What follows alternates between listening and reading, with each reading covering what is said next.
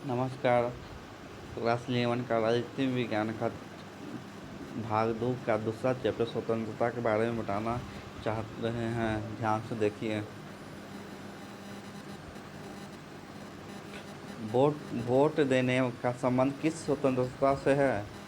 राजनीतिक स्वतंत्रता। जहाँ कानून है वहाँ स्वतंत्रता नहीं, यह किसने कहा था? लॉक।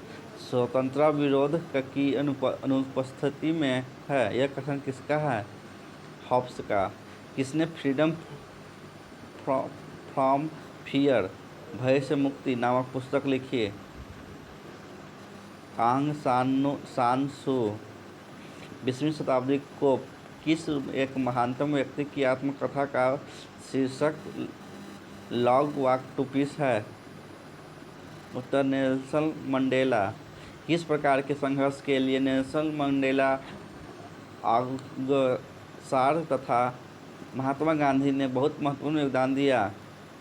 स्वतंत्रता के संघर्ष। मार्क्स ने किस समाज में व्यक्ति की पूर्ण मुक्ति की कल्पना की? पूंजीवादी समाज। निम्न राजनीतिक स्वतंत्रता का एक पहलू है मत देने का स्वतंत्रता। व्यक्ति पर बाहरी प्रतिबंधों के अभाव को क्या कहेंगे? स्वतंत्रता। कौन सी सरकार व्यक्ति की स्वतंत्रता पर कम से कम प्रतिबंध लगाती है? लोकतांत्रिक सरकार। स्वतंत्रता एवं समानता को कितने पूरक माना है? लोकतांत्रिक सरकार। स्वतंत्रता एवं समानता को किसने पूरक माना है? लास्की ने।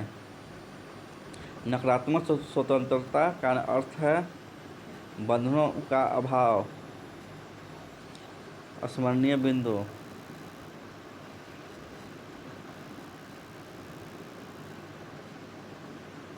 स्वतंत्रता का अर्थ है व्यक्ति की आत्माभिव्यक्ति की योग्यता का विस्तार करना और उनके अंदर की संभावनाओं को विकसित करना है। अगला, भारतीय राजनीतिक विचारों में स्वतंत्रता की समानार्थिक अवधारणा स्वराज है। स्वराज का अर्थ है स्व का शासन भी हो सकता है, स्व के ऊपर शोषण भी हो सकता है। स्वतंत्र समाज वह होता है जिसमें व्यक्ति अपने हित संवर्धन न्यूनतम प्रतिबंधों के बीच करने में समर्थ हो। स्वतंत्रता को इसलिए बहुमूल्य माना जाता है क्योंकि इससे हम निर्णय और चयन कर पाते हैं। व्यक्ति की स्वतंत्रता पर प्रतिबंध प्रभुत्व और बाहरी नियंत्रण से लग सकते हैं। ये प्रतिबंध बलपूर्वक या सरकार द्वारा ऐसे कानून की मदद से लगाए जा सकते हैं। स्वराज का अर्थ स्व का शासन है और स्व के ऊपर शासन भी हो सकता है। स्वतंत्रता पर प्रतिबंध सामाजिक असमानता के कारण भी हो सकते हैं, जैसा कि जाति व्यवस्था में होता है, और समाज में अत्यधिक आर्थिक असमानता के कारण भी हो स्वतंत्रता पर अंकुश लग सकते हैं। स्वतंत्रता मानव समाज के केंद्र में है और गरिमापूर्ण मानव जीवन के लिए बेहद महत्वपूर्ण है। इसलिए इस पर प्रतिबंध बहुत ही खास स्थिति में लगाए जा सकते हैं। स्वनिर्धारित कार्य या स्व संबंध कार्य। ये क्रियाएं मानव की वे क्रियाएं हैं जो केवल उसी व्यक्ति से संबंधित होती है। जो व्यक्ति अपने काम को स्वयं करता है वह दूसरों के मामले में हस्तक्षेप नहीं करते हैं। अनिर्धारित कार्य या पर संबंध कार्य। ये क्रियाएं मानव की वे क्रियाएं हैं जो केवल दूसरे व्यक्ति से संबंधित होती है, जो अपना काम स्वयं न करके दूसरे व्यक्ति के कार्यों में हस्तक्षेप करते हैं। राष्ट्रीय स्वतंत्रता उत्तेजनापूर्ण और आत्मिक होता है। राष्ट्रीय स्वतंत्रता के लिए लोग अपना जीवन समर्पित करते हैं, जबकि व्यक्ति स्वतंत्रता व्यक्ति के विकास से जुड़ा हुआ होता है। इसमें व्यक्ति का अपना स्वार्थ निहित होता है।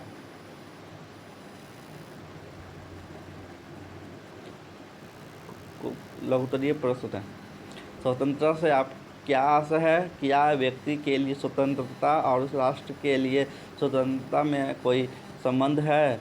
स्वतंत्रता का अर्थ हो व्यक्ति की आत्म अभिव्यक्ति की योग्यता का विस्तार करना और उनके अंदर के संभावनाओं को विकसित करना है।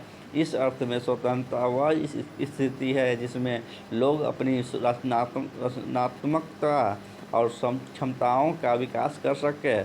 स्वतंत्रता के दो पहलू महत्वपूर्ण हैं, जिनमें बाहरी प्रतिबंधों का अभाव, दूसरा लोगों के लिए प्रतिभा का विकास करना। स्वतंत्रता की नकारात्मक और सकारात्मक अवधारणा में क्या अंतर है? उत्तर: स्वतंत्रता की नकारात्मक और सकारात्मक अवधारणा में अंतर। स्वतंत्रता की नकारात्मक अवधारणा के पक्ष: नकारात्मक स्वतंत्रता को प्राचीन विचारक ज़्यादा महत्व देते हैं, क्योंकि उनका मानना था कि स्वतंत्रता से अभिप्राय मनुष्यों पर किसी भी प्रकार के बंधनों का अभाव मुक्ति से है, या मनुष्य पूर्ण रूप से स्वतंत्र हो तथा उसकी कार्यों पर किसी भी प्रकार का प्रतिबंध होना चाहिए। मनुष्य को अपने अनुसार कार्य करने की स्वतंत्रता होनी चाहिए। वह जीवन के प्रत्येक क्षेत्र जैसे राजनीतिक, आर्थिक, सामाजिक और धार्मिक रूप से स्वतंत्र होना चाहिए। व्यक्ति को अपने विवेक के अनुसार जो कुछ करना चाहता है उसे करने देना चाहिए। राज्य के द्वारा उस पर किसी भी प्रकार के प्रतिबंध नहीं लगाना चाहिए। जॉन लॉक, एडम स्मिथ और जे.एम. मिल आदि विचारक स्वतंत्रता के नकारात्मक पक्षधर थे। जॉन लॉक को नकारात्मक स्वतंत्रता के प्रतिपादक माने जाते हैं। इनके अनुसार स्वतंत्रता का अर्थ प्रतिबंधों का अभाव है। व्यक्ति पर राज्यों द्वारा कोई नियंत्रण नहीं होना चाहिए।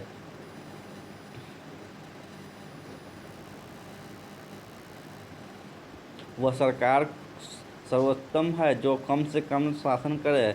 संपत्ति और जीवन की स्वतंत्रता असीमित होती है। स्वतंत्रता की सकारात्मक अवधारणा के पक्ष: जॉन लॉस्की और मैकाइवर स्वतंत्रता के सकारात्मक सिद्धांत के प्रमुख प्रवर्तक समर्थक हैं। उनका कहना है कि स्वतंत्रता केवल बंधनों का अभाव है। मनुष्य समाज में रहता है और समाज का ही इसका हित है। समाज हित के लिए सामाजिक नियमों, आचरणों और द्वारा नियंत्रित रहकर व्यक्ति के पूर्ण विकास के लिए अवसर की प्राप्ति की स्वतंत्रता है। सकारात्मक स्वतंत्रता की विशेषताएं: स्वतंत्रता का अर्थ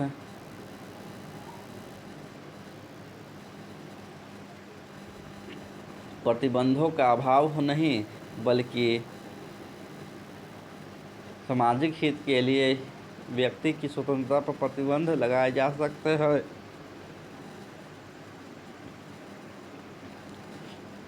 स्वतंत्रता का अर्थ प्रतिबंधों का अभाव नहीं, सामाजिक हित के लिए व्यक्ति की स्वतंत्रता पर प्रतिबंध लगाया जा सकते हैं। स्वतंत्रता और राज्य के कानून परस्पर विरोधी नहीं हैं। कानून स्वतंत्रता को नष्ट नहीं करते, बल्कि स्वतंत्रता की रक्षा करते हैं। स्वतंत्रता का अर्थ है उन समाज के परिस्थितियों का विद्यमान होना जो व्यक्ति के व्यक्तित्व के विकास में सहायक हों। सामाजिक प्रतिबंधों से क्या आशय है? क्या किसी प्रकार के प्रतिबंध स्वतंत्रता के लिए आवश्यक है? सामाजिक प्रतिरोध शब्द का तात्पर्य है कि सामाजिक बंधन और व्यक्ति पर जातीय एवं व्यक्ति के व्यवहारों पर नियंत्रण से है। ये बंधन प्रभुत्व और बाह्य नियंत्रण से आता है। ये बंधन विभिन्न विधियों से थोपे जा सकते हैं। ये कानून, रीति रिवाज, जाति, असमानता, समाज की रचना हो सकती है। स्वतंत्रता के वास्तविक अनुभव के लिए सामाजिक और कानूनी बंधन आवश्यक है तथा प्रतिरोध और प्रतिबंध न्यायसंगत और उचित होना चाहिए।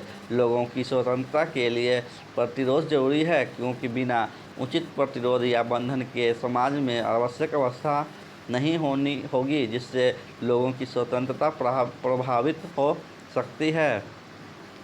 अगला क्वेश्चन, नागरिकों की स्वतंत्रता को बनाए रखने में राज्य की क्या भूमिका है? नागरिकों की स्वतंत्रता को बनाए रखने में राज्य की भूमिका। राज्य के संबंध में कई विचारकों का मानना है है कि राज्य लोगों की स्वतंत्रता के बाधक हैं, इसलिए उनकी राय में राज्य की समान कोई संस्था नहीं होनी चाहिए। व्यक्तिवादियों का मानना है कि राज्य की एक आवश्यक बुराई है, इसलिए वे एक पुलिस राज चाहते हैं जो सम्मानों की स्वतंत्रता की रक्षा बाहरी आक्रमणों और भीतरी खतरों से कर सकते हैं। इसलिए आधुनिक स्थिति में स्वतंत्रता की अवधारणा और स्वतंत्रता के आवश्यक अवयव बदल दिए गए हैं। आज इस तथ्य को स्वीकार किया जाता है कि प्रतिरोध और उचित बंधन आवश्यक है। यह स्वतंत्रता की सुरक्षा के लिए जरूरी है। अगला क्वेश्चन, अभिव्यक्ति की स्वतंत्रता का क्या अर्थ है? आपकी राय में इस स्वतंत्रता पर समुचित प्रतिबंध क्या होंगे? उदाहरण के सहित उत्तर बताइए। अभिव्यक्ति की स्वतंत्रता से अभिप्राय है कि व्यक्ति की मौलिक आवश्यकता है जो प्रजातंत्र को सफल बनाती है। इसका अर्थ यह है कि एक पुरुष या स्त्री को स्वयं को अभिव्यक्त करने की पूर्ण स्वतंत्रता होनी चाहिए, जैसे लिखने, कार्य करने, बोलने, कलात्मक करने की पूर्ण स्वतंत्रता।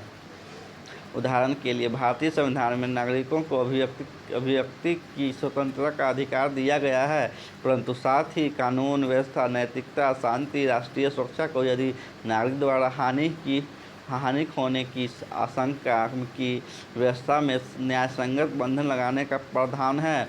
इस प्रकार विद्यमान परिस्थितियों में न्यायसंगत प्रतिबंध लगाया जा सकता है, परंतु इस प्रतिबंध का विशेष उद्देश्य होता है कि यह न्यायिक समीक्षा के योग्य हो सकता है।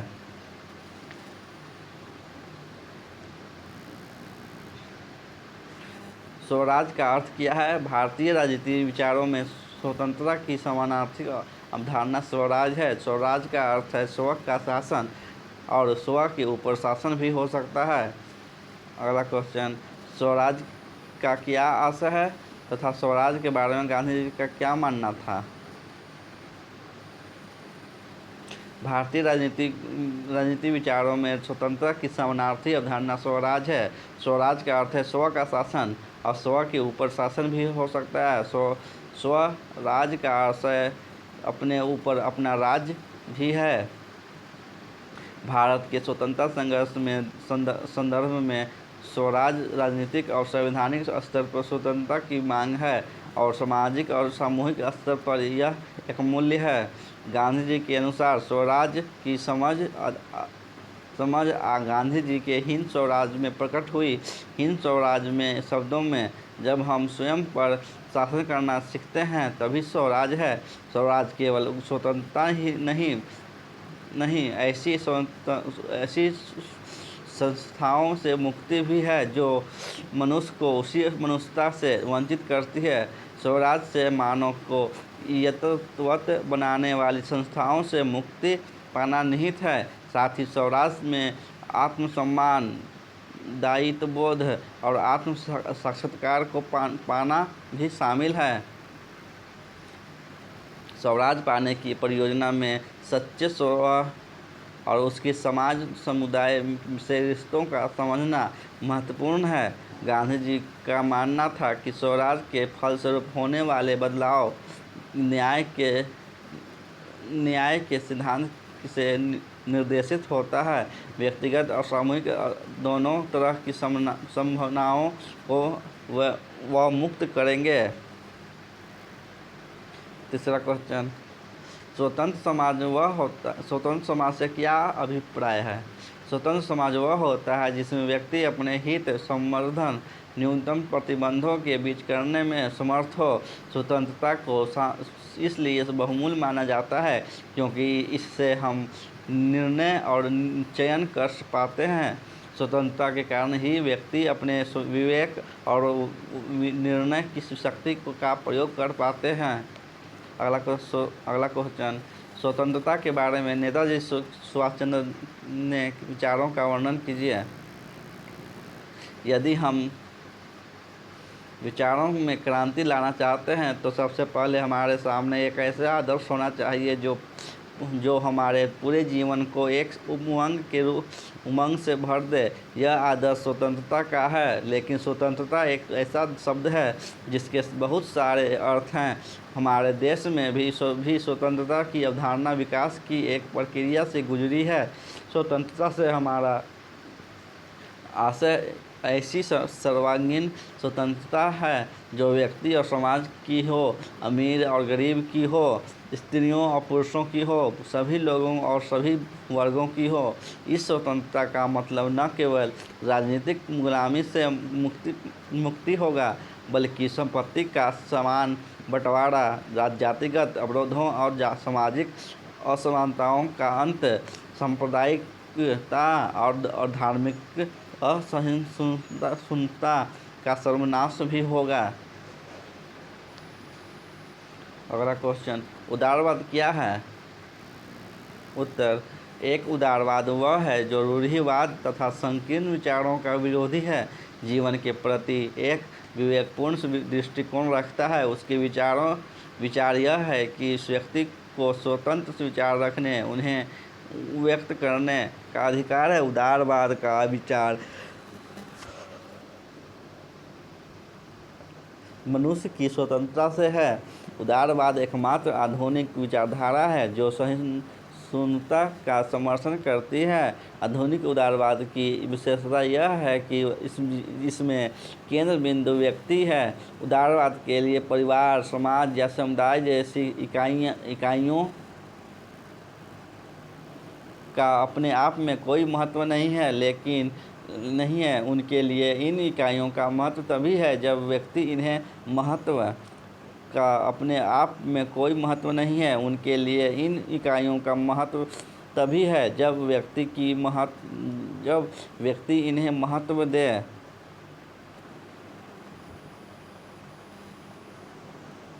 उदाहरण के लिए किसी से विवाह करने का निर्णय व्यक्ति को लेना चाहिए, परिवार, जाति, समुदाय को नहीं।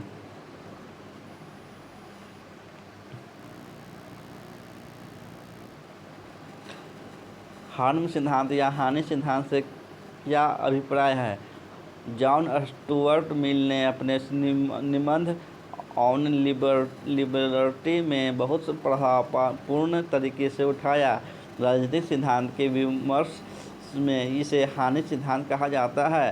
हार्म सिद्धांत यह है कि किसी के कार्य करने की स्वतंत्रता से व्यक्तिगत या सामूहिक रूप से हस्तक्षेप करने का इकलौता लक्ष्य आत्मरक्षा है।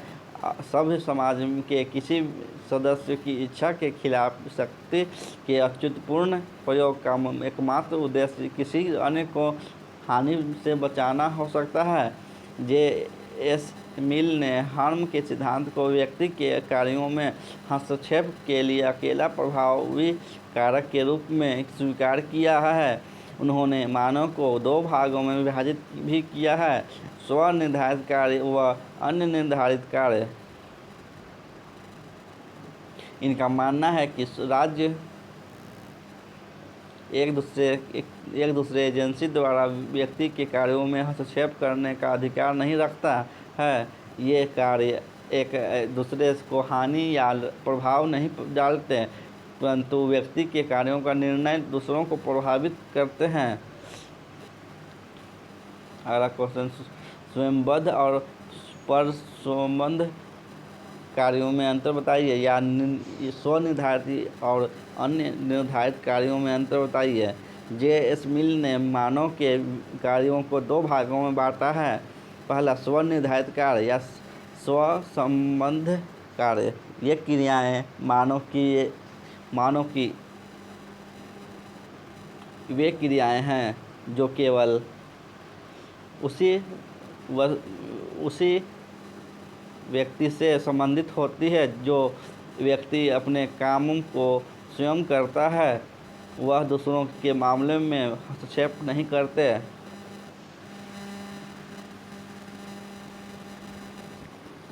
अनिर्धारित कार्य या परस्वयंबद्ध कार्य। ये क्रियाएं मानव की वे क्रियाएं हैं जो केवल दूसरे व्यक्ति से संबंधित होती है, जो अपना कम से कम जो अपना कम स्वयं न करके दूसरे व्यक्ति के कार्यों में हस्तक्षेप करते हैं। अभिव्यक्ति स्वतंत्रता से क्या अभिप्राय है? व्यक्ति की स्वतंत्रता से अभिप्राय है कि व्यक्ति की मौलिक आवश्यकताओं है जो प्रजातंत्र को सफल बनाती है, तथा इसका अर्थ है कि एक पुरुष तथा स्त्री को स्वयं को अभिव्यक्त करने की पूर्ण स्वतंत्रता होनी चाहिए, जैसे लिखने, कार्य करने, चित्रकारी करने, बोलने, कलात्मक करने की पूर्ण स्वतंत्रता। उदाहरण के लिए, भारतीय संविधान में नागरिकों को अभिव्यक्ति की स्वतंत्रता का अधिकार दिया गया है, परंतु साथ ही कानून व्यवस्था, नैतिकता, शांति और राष्ट्रीय सुरक्षा को यदि नागरिक द्वारा हानि होने की आशंका की अवस्था में न्यायसंगत बंधन लगाने का प्रावधान है। इस प्रकार विद्यमान परिस्थितियों में न्याय संगत प्रतिबंध लगाया जा सकता है, परंतु इस प्रतिबंध का विशेष उद्देश्य होता है कि वह न्यायिक समीक्षा के योग्य हो सकता है। J.S. मिल के आधार की व्याख्या कीजिए जिस पर उन्होंने अभिव्यक्ति की स्वतंत्रता को न्याय संगत बताया। 19वीं शताब्दी में ब्रिटेन के एक राजनीतिक विचारक जॉन स्टुअर्ट मिल ने अभिव्यक्ति की तथा विचार और वाद विवाद की स्वतंत्रता का बहुत ही भावपूर्ण पक्ष प्रस्तुत किया। उन्होंने अभिव्यक्ति स्वतंत्रता को निम्नलिखित आधारों पर न्याय संगत बताया है। पहला कारण यह है कि कोई भी विचार पूरी तरह से गलत नहीं होता। जो हमें गलत लगता है उसमें सच्चाई का कुछ तत्व शामिल होता है।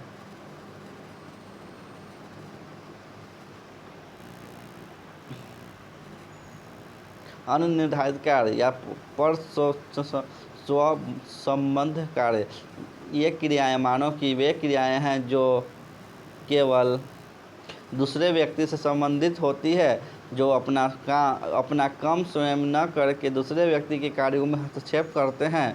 अभिव्यक्ति स्वतंत्रता से क्या अभिप्राय है? अभिव्यक्ति की स्वतंत्रता से अभिप्राय यह है कि व्यक्ति की मौलिक आवश्यकता है जो प्रजातंत्र को सफल बनाती है, तथा इसका अर्थ यह है कि पुरुष या स्त्री को स्वयं को अभिव्यक्त करने की पूर्ण स्वतंत्रता होनी चाहिए, जैसे लिखने, कार्य करने, चित्रकारी करने, बोलने या कलात्मक करने की पूर्ण स्वतंत्रता हो।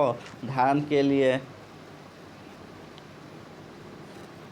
भारतीय संविधान में नागरिकों को